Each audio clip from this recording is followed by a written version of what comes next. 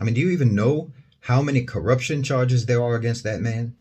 And the only thing you can do to try to make any of this seem justifiable is lie, is to just lie by making up the most outrageous and absurd propaganda that no one who has ever ventured outside of their trailer park can believe.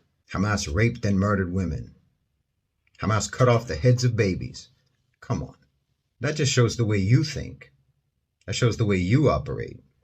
The only way that you can make yourselves look good or make the Israelis look good is by creating this cartoonishly fiendish image of Hamas or any enemy that you want to fight. Because the truth is, no one is actually worse than you. So you invent all of these fanciful lies. You know, that girl, who was supposedly dead and paraded half naked on the day that the Hamas incursion happened, and it went all around social media. You remember that? Well, she's alive and well in a hospital right now. Surprise, surprise. It's the Kuwaiti incubator babies all over again. You remember that? The supposedly babies were ripped out of incubators in Kuwait by the Iraqi invading army, and it was all lies concocted by a PR agency and the daughter of a Kuwaiti diplomat. Hamas doesn't rape women. You rape women.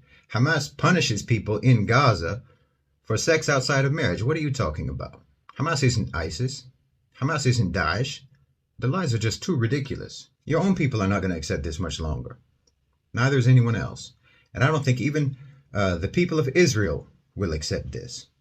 The Hamas incursion, look, the Hamas incursion happened either because the, so-called hardline Netanyahu government was either incompetent or because they betrayed their own people and let it happen.